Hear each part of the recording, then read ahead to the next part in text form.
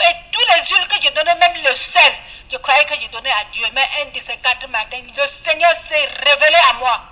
Que je suis parti sous un lieu sacré, appelé Chotam, ici à Bafoussam. J'ai égorgé une grande chèvre, comme la place était grande et on avait entouré de contrevents. Il y avait beaucoup de gens qui assistaient et qui chantaient et qui m'attendaient et j'ai brûlé ce chèvre que j'avais égorgé. Et on donnait leur part, la part de ceux qui m'attendaient dehors. Je suis venu mettre toutes ces viandes sous les gros préparatifs pour mettre toutes ces viandes. J'ai mangé ma part. Comme il y avait une petite cour d'eau en bas, je suis descendu pour laver mes mains. Directement, je comprends un vent. Un vent spongieux que ça m'avait eu peur. J'ai regardé derrière, j'ai vu un gros serpent qui avalait la viande d'une façon que je ne comprenais même pas. J'ai eu peur. J'ai pris directement mon sac. À force de faire presque 5 mètres, je vois un vieux père de ce quartier qui se jette à mes pieds.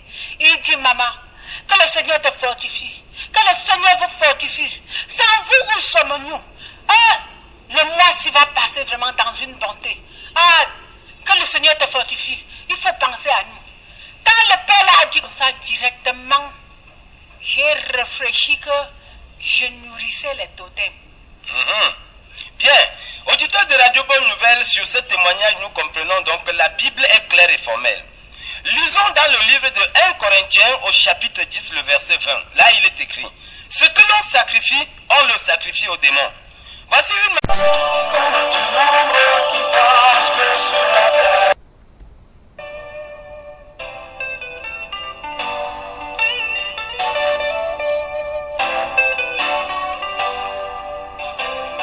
J'ai peu de force pour souffrir. Je n'accepte pas pour tout dire être celui qui, sans rien dire, a supporté l'injustice. Car le temps de connaître autour de soi, c'est la guerre, c'est le temps qu'il faut. Auditeurs, auditrices de Radio Bonne Nouvelle, vous êtes la bienvenue à l'écoute de la 97.9 FM. Tout ce qui peut nous menacer, c'est le temps qu'il faut pour se mettre. Nous vous sommes reconnaissants d'être à l'écoute de Nous voulons savoir. Nous voulons savoir votre émission d'enseignement et de renseignement, votre émission d'édification et de rectification de fausses opinions. De combat à soutenir que celui qui travaille à vaincre son cœur. Car le temps de connaître. Oui, bien-aimés, nous sommes dans le contexte de Nous voulons savoir et le thème d'aujourd'hui, c'est de l'ombre à la lumière. Des ténèbres à la lumière, s'il vous plaît. Des ténèbres à la lumière. Nous recueillons ici le témoignage de maman Meto Marie, qui a été devin pendant 22 ans et converti en Christ. C'est pourquoi nous disons le thème des ténèbres à la lumière.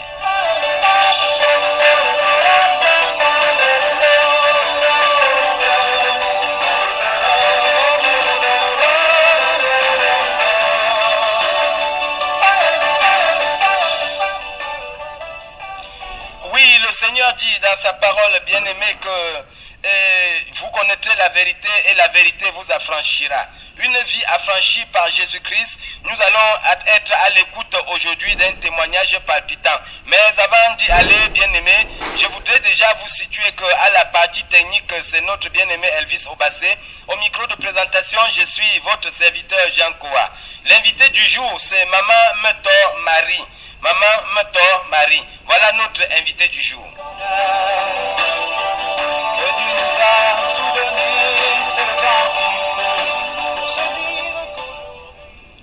La Bible dit formellement, quand nous constatons dans l'évangile, le Seigneur dit, vous connaîtrez la vérité et la vérité vous affranchira. Ceci c'est contenu dans le livre de Jean, au chapitre 8, le verset 32. Et dans le verset 36, il dit encore, si donc le Fils vous affranchit, vous serez réellement libre. Si donc le Fils vous affranchit, vous serez réellement libre. Libre de quoi? Libre pourquoi? L'homme est essentiellement esclave, l'homme est essentiellement esclave des choses qui l'entourent. Alors, depuis le début de son ministère, quand Jésus entra dans le temple à Jérusalem, nous lisons ceci dans l'évangile de Luc au chapitre 4, le verset 18. Le Seigneur fait une déclaration solennelle. L'Esprit du Seigneur est sur moi. Il m'a oint pour annoncer la liberté aux captifs. Alors, les hommes sont donc retenus captifs depuis longtemps. Les uns par la coutume, les autres par les lois, et encore plus loin, nous citons ceux qui sont retenus captifs par les forces spirituelles.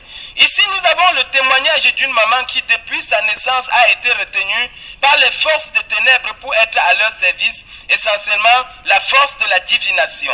La divination vient-elle de Dieu? La divination est-elle un service sacré comme certains voudraient nous le faire croire? Alors le témoignage de notre sœur Marie va nous dire quelque chose à ce sujet. 22 ans au service de la divination n'est pas 22 jours, ni 24 mois, ni 22 mois. Excusez-moi. Alors, bien aimé, nous allons dire déjà à notre sœur Marie, maman, sois la bienvenue sur le plateau de Nous voulons savoir. Merci, mes frères. Alors, nous supplions maman de hausser un peu la voix lorsqu'elle parle au micro. Et vous êtes dans le cadre de Nous voulons savoir. Et votre histoire nous a vraiment touchés. Aujourd'hui, enfant de Dieu, 22 ans de service de divination. Et tout ça, c'est un contraste. Alors, quel est les premiers pas de votre vie? Est-ce que vous pouvez nous parler de votre enfance? Quand j'avais 6 mois, cet esprit est entré en moi et a commencé à me conduire dans ma vie.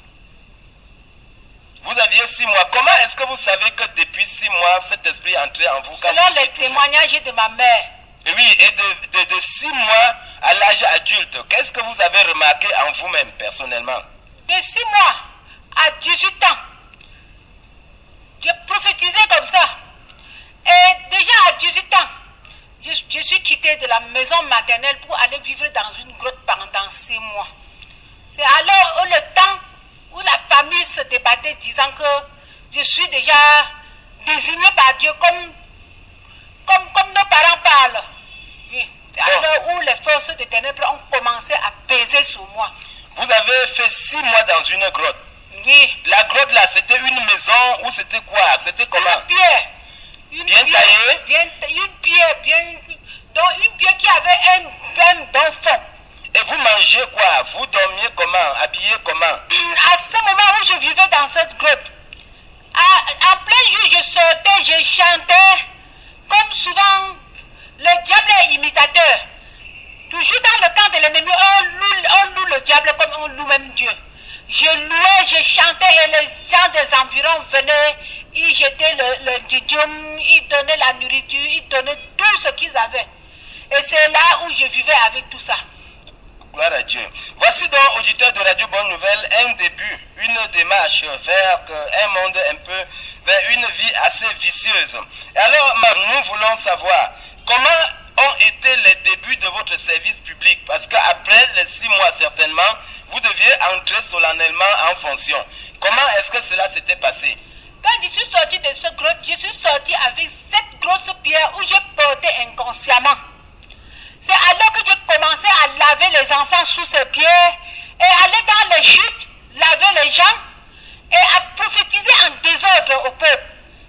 Pendant que vous prophétisiez, d'où venaient les prophéties? Il y avait quelqu'un qui vous conseillait, vous aviez un maître ou les esprits vous parlaient en direct? Il y avait les esprits qui me parlaient en direct et je ne voyais ni les esprits ni personne qui me parlait. Vous entendiez seulement les voix? Mais je comprenais les voix qui venaient directement.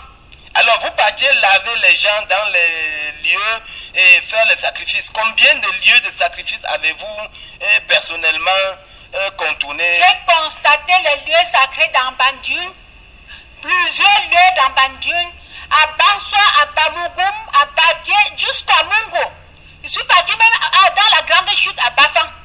Dans la grande chute à Bafan? Pour faire toujours des sacrifices. Et alors c'est les esprits qui vous envoyaient? C'est les esprits qui m'envoyaient. Et comme ça, avec une pierre, avec les pierres sous mon cou, 7 tours. Vous aviez 7 tours de pierre? Oui, et des jours que je portais 3 et des jours que je portais 6.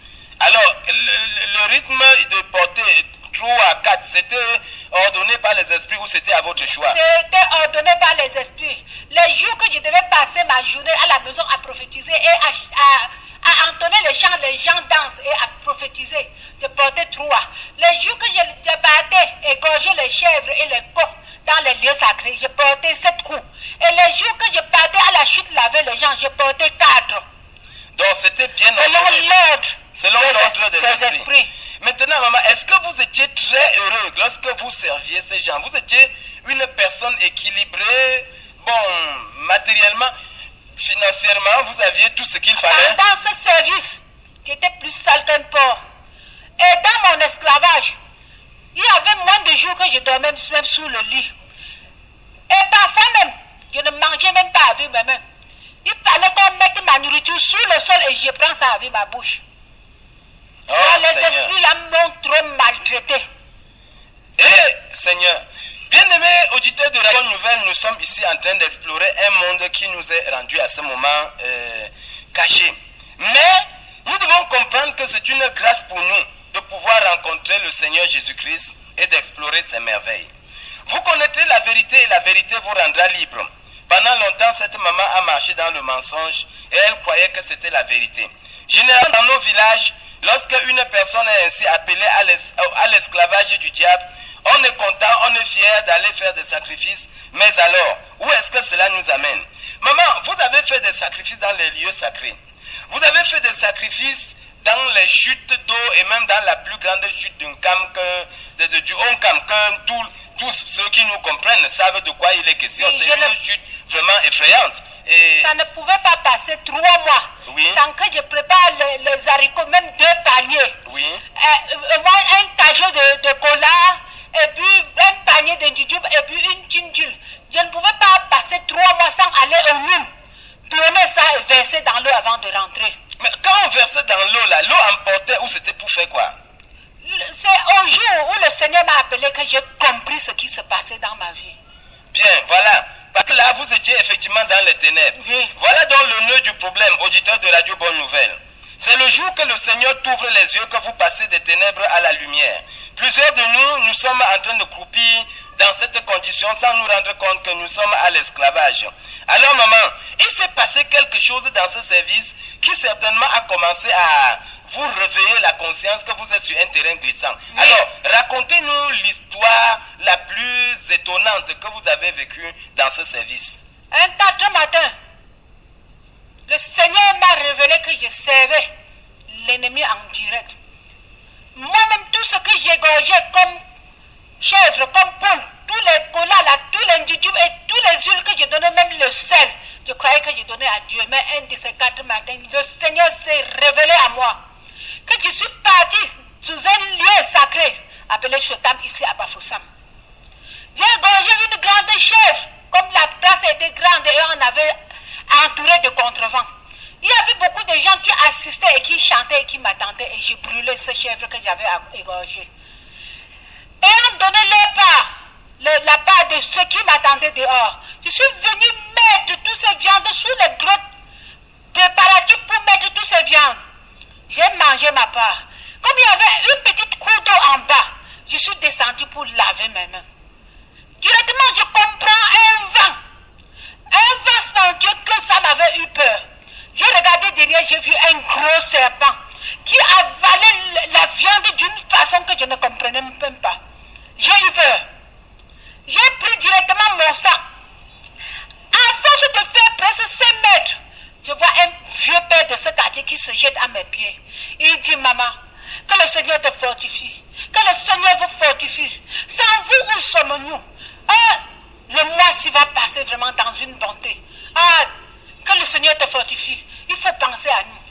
Quand le père a dit ça directement, j'ai réfléchi que je nourrissais les totems. Bien, auditeurs de Radio Bonne Nouvelle, sur ce témoignage, nous comprenons donc que la Bible est claire et formelle. Lisons dans le livre de 1 Corinthiens au chapitre 10, le verset 20. Là, il est écrit: ce que l'on sacrifie, on le sacrifie aux démons. Voici une maman qui, à peine allée à Chotam, ceux qui sont à Bafoussam connaissent le lieu, ayant fait un sacrifice d'une grosse chèvre, sort, Voilà un grand vent qui la secoue, c'est l'arrivée d'une puissance de ténèbres qui vient avec force de la nature. Eh bien, lorsqu'elle se tourne pour regarder ce qui se passe, voilà un gros serpent qui est en train d'avaler fortement la viande qu'elle vient donc de sacrifier. Elle a vu, pas entendu, elle est témoin de cela et c'était elle qui était le prêtre de ça. Alors, quelques mètres pendant qu'elle fuyait le serpent, quelques 5 mètres après, elle rencontre un vieux papa qui se jette à ses pieds et la remercie. Voilà ce que dit le vieux papa. Merci parce que sans vous, où serions-nous? Voilà. Ce que l'on sacrifie, on le sacrifie aux idoles. Des ténèbres, passez à la lumière. Vous qui savez que les sacrifices, c'est ce que nos parents ont institué. Écoutez, chaque fois qu'il y a sacrifice dans le village, c'est parce que les gens qui ont les totems savent qu'ils n'ont plus rien à manger. Comprenez ça. Ça, c'est une logique vraie. Pour ceux qui ne voudraient pas, ça ne change pas cette logique. Auditeurs de Radio Bonne Nouvelle, c'est votre émission Nous voulons savoir. Nous voulons savoir votre émission d'enseignement et de renseignement, votre émission d'édification et de rectification de fausses opinions.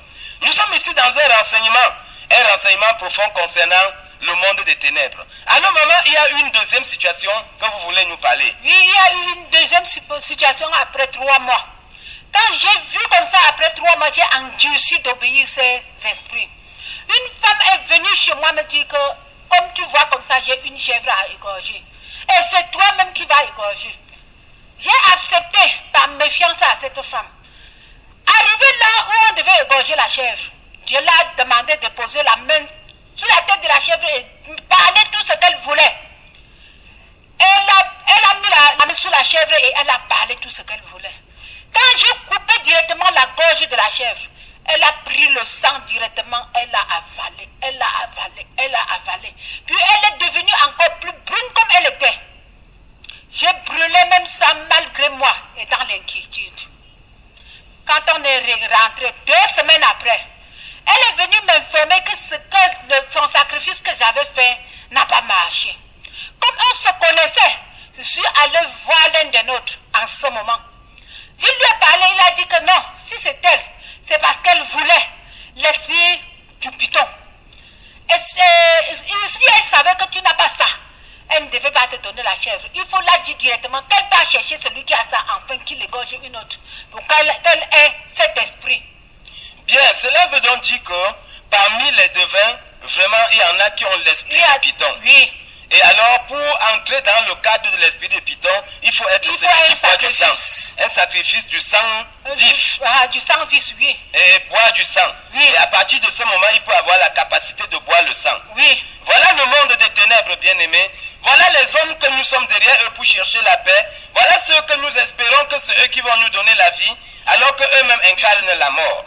Bien-aimés auditeurs de Radio Bonne Nouvelle, cette émission est une émission de renseignement au sujet des forces du mal qui nous entourent et nous croyons que c'est une bonne chose. Une maman qui, pendant 22 ans, a fait ce service, voici, elle a rencontré le Seigneur. Alors maman, nous sommes un peu curieux de savoir, vous êtes aujourd'hui enfant de Dieu, vous êtes aujourd'hui chrétienne. Et si j'ai bonne mémoire, c'est depuis 10 ans que vous êtes devenue chrétienne, professante, chrétienne, refusant même de laver la malchance. Alors, comment est-ce qu'il est arrivé que vous rencontrez Christ?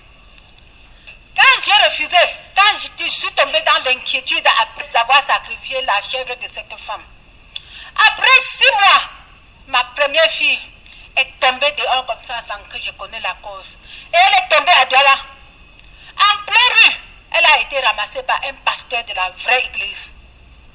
J'ai cherché l'enfant presque pendant 2 ans et plus sans voir l'enfant. Et j'étais toujours dans l'inquiétude. Vous savez qu'il y a un temps où passait une émission dans la télé appelée Solidarité. Quelqu'un a vu mon enfant à la télé dans la Solidarité. Et il est venu m'informer. Quand on a montré la Solidarité, il a vu mon enfant, il était dans une secte. Qu'il faut que je me prépare pour aller arracher dans l'enfant. Sans ça, je vais perdre cet enfant. Et là, je me suis arrangé comme je pouvais, comme j'étais encore devant. Et je suis allé encore consulter les autres pour encore prendre aussi les produits, pour aller combattre cette église pour prendre l'enfant. Je suis descendu à Douala. J'ai fait 6 jours dans les rues pour chercher l'enfant. À la 7e journée, comme j'avais pris les photos de l'enfant, Et comme c'était un non glacé, je suis partie au marché non glacé pour demander vrai renseignement. Une femme que cet enfant venait souvent acheter le maïs à elle a reconnu cet enfant. Et il a demandé à son enfant de m'amener devant la maison de ce pasteur Bidjik. Quand on m'a amené devant la maison de ce pasteur, l'enfant a frappé la porte, la femme du pasteur est venue me voir. Et il a demandé d'appeler l'enfant s'il vient me regarder si je suis sa mère. L'enfant est venu, elle a témoigné que j'étais sa mère. Et comme j'attendais vraiment un coup pour montrer qui je suis restée dehors, je ne suis pas entrée dans la maison. La femme est partie aussi rester tranquille. Elle n'a pas agi. Le pasteur est rentré à 16h le soir, comme il travaillait au port. Directement, il a appelé tous ses fidèles par le téléphone. 5h30, 18h. Je vois les gens qui entraient. Et j'ai vu vraiment l'église était pleine. J'ai dit que non, comme ils sont déjà prêts, il faut que je m'arrange aussi pour les combattre. Et comme j'ai dit comme ça, ils ont commencé à louer. J'ai compris, ils parlaient de la parole, la Bible. Comme autant là, je ne connaissais pas la Bible. Ils parlaient tout de ma vie. Je me disais que ça c'est quoi? Vers 3h le matin, la femme du pasteur a demandé qu'il faut qu'il m'amène pour que je me lave. Le pasteur a dit que laisse-la. Le temps va arriver où le Seigneur va parler. Laisse le Seigneur agir. C'est comme ça que le samedi, ils ont commencé. Et c'est comme ça que le samedi au matin à 24h que j'ai appelé l'enfant à m'amener aux douches, de me laver. Et ayant pris mon sang, mis dans les fleurs, sans regarder. C'est comme ça que je suis entrée dans l'église. Le pasteur m'a exhorté et j'ai cru. Et depuis cette journée, voici 13 ans. J'ai dandiné pendant 3 ans, mais pendant 10 ans maintenant, je suis bien dans le Seigneur. Vous avez mis votre sac où? Dans les fleurs devant l'église. Et depuis lors, le sang est resté dans les fleurs jusqu'à aujourd'hui. De retour de Douala jusqu'à aujourd'hui, vous n'avez jamais cherché votre sac de magie. Oui. Et les cailloux qui étaient dans votre cou et tout ce que vous aviez semé comme arbre sacré et tout ça, qu'est-ce que vous avez fait de ça? Mon pasteur, le pasteur Jérôme, qui m'avait baptisé, il avait pris d'autres pasteurs, ils ont déraciné tout ça, brûlé tout ça. D'autres, le reste que j'avais oublié, j'ai ramassé ça pour mettre dans le cabinet. Vous-même? Oui. Eh bien, maman, il y a une chose qu'on nous dit souvent. On dit que lorsque quelqu'un est devin, s'il se débarrasse de ça, alors les esprits vont le taper toute la nuit. Qu'en est-il de vous? Si un homme se débarrasse d'une scène, d'une chaîne, comprend la parole de Dieu et saisit sans douter. Nous comprenons aussi dans la traversée de l'eau, Moïse avait le peuple de Dieu. Les gens qui regrettaient pourquoi rentrer et pourquoi sortir de l'Égypte, ils sont péris dans le désert. Si tu pars sans regretter, tu vas rester sans aucun incident. Ça veut donc dire que depuis 10 ans, vous ne passez même pas un mauvais rêve? Non, je ne regrette rien et je ne passe pas un Les esprits ne vous tapent pas? Non. Ah, c'est étonnant. Auditeurs de Radio Bonne Nouvelle, voici une histoire pathétique et une histoire vraie. Nous vous inspirons, nous vous prions, bien aimés, de vous approcher de cette émission. Nous voulons savoir pour découvrir des merveilles. Et aujourd'hui, nous recueillons le témoignage de Maman Meteor Marie. Alors, elle nous parle de sa vie passée et comment elle a rencontré Christ. Ce message s'en va où? Ce message veut dire à quelqu'un qui croupit sous les ténèbres quelque part qu'il y a une voie de sortie, c'est Jésus-Christ. Je veux donc t'informer, toi qui m'écoutes. Lorsque tu es entré dans la Rose-Croix, lorsque tu as été initié dans une secte traditionnelle occulte, lorsqu'on t'a amené quelque part, on t'a fait jurer que tu ne trahiras pas ce que tu as vu. Et maintenant, tu sens que ta vie est menacée. Sache-le, la porte de sortie, c'est Christ. La porte de sortie, c'est Jésus-Christ. Tu peux maintenant donner ta vie à Christ et tu dois être libéré. Car voici une personne qui ayant servi les esprits de voyance pendant 22 ans, par le simple fait d'avoir confessé Christ dans sa vie, a abandonné son sac de magie sans condition dans un touffe de fleurs. Dans une touffe de fleurs quelque part et est parti, rendu à ce jour, ni le sac de la magie, ni les esprits de la magie ne lui ont plus jamais réclamé quelque chose. Auditeurs de Radio Bonne Nouvelle, vous connaissez la vérité et la vérité vous rendra libre. Effectivement, si le Fils vous affranchit, vous serez réellement libre. Si c'est Christ qui vous affranchit, vous serez réellement libre. Il est arrivé des moments où on dit qu'on est allé chez Père Lumière, on est allé chez Père Super Lumière, on est allé chez ci pour en prendre, on a pris sa bague, la bague est venue, on a jeté encore dans l'eau, c'est rentré. Alors, amenez-moi ces bagues ici à Radio Bonne Nouvelle, je vais les ver. Même si c'est l'impérateur suprême de la Rose Croix qui vous a donné quoi que ce soit, sachez que la Bible déclare que Christ, en mourant à la croix, a exposé le diable et a livré en spectacle. Ainsi, il a rendu nul et sans effet tout le procès qui était contre nous. Comprenez donc, bien aimé, que Dieu nous a tant aimés lorsque la Bible parle de l'amour de Dieu en donnant Jésus-Christ pour que nous soyons sauvés. Auditeurs de Radio Bonne Nouvelle, c'est votre émission Nous voulons savoir. Nous voulons savoir votre émission d'enseignement et de renseignement, votre émission d'édification et de rectification de fausses opinions. Alors, Maman Marie, une dernière question.